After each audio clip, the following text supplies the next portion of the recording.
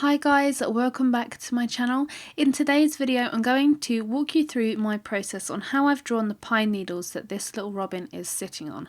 So I've previously done a tutorial for the robin itself and I will leave a card up above and a link in the description for you to go and watch that if you want to check that out first. But this one is focusing on all of those lovely green pine needles that it's sitting on.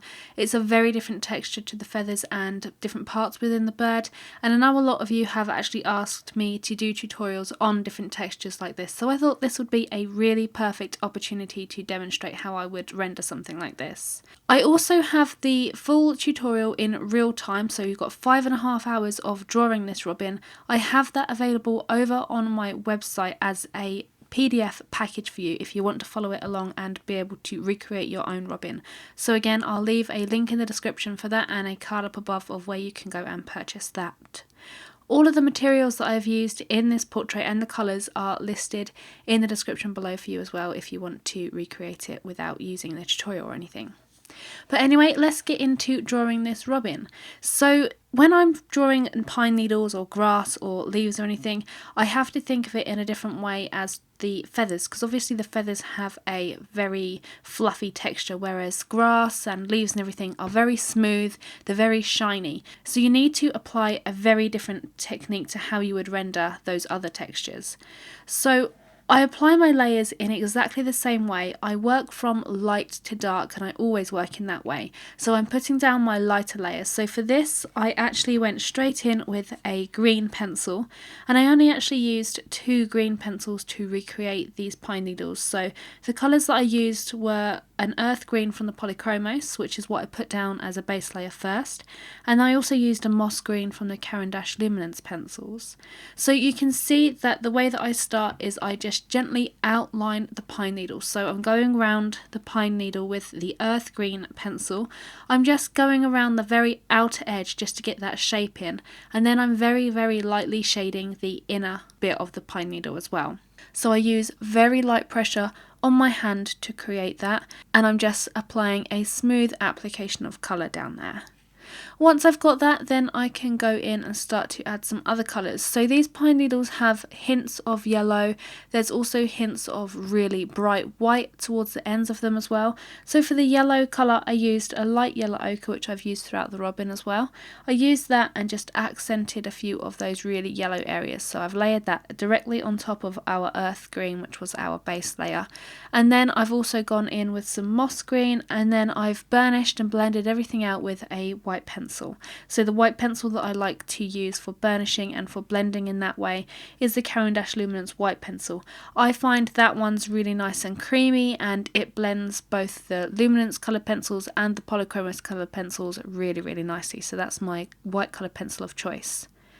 So I've just burnished over that to try and get it really nice and smooth. Again, with leaves and pine needles and textures like this, you really want a smooth finish. You want to make it look really nice and shiny and smooth, and it doesn't really have any texture at all. So you want to make sure that you burnish everything out, get rid of the tooth of the paper, try and get it as smooth as you possibly can. So that's why I've just gone over with the white pencil. You can see that when I do that, it actually washes out the colour of the pine needle. So then I have to go in and reapply some of those green colours. So I've gone back in with some earth green, and then I've gone back in with some moss green as well. So I've added the moss green more in the areas which are darker on the pine needles. So you can see around the outer edges of the pine needles and a little bit down the middle where they're ever so slightly concaved, that's where I've added the moss green. I've also gone in and added some dark sepia in those shadow areas as well. So on a few of the pine needles where they're overlapping one another, or they're underneath the pine needles where you've got a little bit of shadow, that's where I've gone in and added this dark sepia pencil. One tip that I can give you to try and get really smooth applications of colour and really fine details in those shadow areas is to make sure you have a really sharp pencil. I cannot stress that enough, and through all of my tutorials you always hear me say make sure you've got a sharp pencil. That's because it is so necessary to get those fine details in, to get that smooth application of colour. And of course when you're drawing leaves or pine needles or any kind of texture like this, you really need a smooth application of colour and you really need a smooth look. So make sure you've got a sharp pencil. Also make sure that when you're burnishing you've got a sharp pencil as well, because that will just help you burnish and blend everything a little bit more. So for the dark parts on these pine needles where you've got a bit of shadow where they're overlapping and casting these really dark areas, I've just gone straight in with a dark sepia pencil. So to map those out, I've applied the same technique as I did for the pine needles to begin with. I've gone in with light pressure and just gently outlined the shape. So I've just gone round and just made sure that I'm happy with how that's looking and how it's sitting against the pine needles and everything. And then I've gone in with harder pressure and multiple layers of the dark sepia to try and get it as dark as I possibly can. So you can see that that's the kind of technique that I'm just applying on this shape here. I've just gone in with very light pressure, just outlining where those darker parts are, and then I've gone in and applied more layers and a harder pressure just to really get that nice and dark. So once I've mapped out those darker areas, I then go in and start to map in my pine needles once more. So to repeat the process, we've gone in and outlined everything with the earth green, then I've added a really light layer all the way over the pine needle, and then I've layered in some of the moss green and some of the light yellow ochre. So the light yellow ochre I've added in the more yellower areas of the pine needles, and that tends to be towards the base of the pine needle. So where you've got those dark shadows, that's generally where those sort of yellower tones are, and towards the tip of the pine needle is generally more lighter, so it's a lot whiter. So that's where I've added a lot more of the Caran d'Ache Luminance white pencil. I've also made sure that I've got a smooth transition of colour all the way along the pine needle, so you won't just see the dark shadow stop and then suddenly be light. You want to make sure that you've got a really nice smooth transition. So that's also where the burnishing and blending can come into play.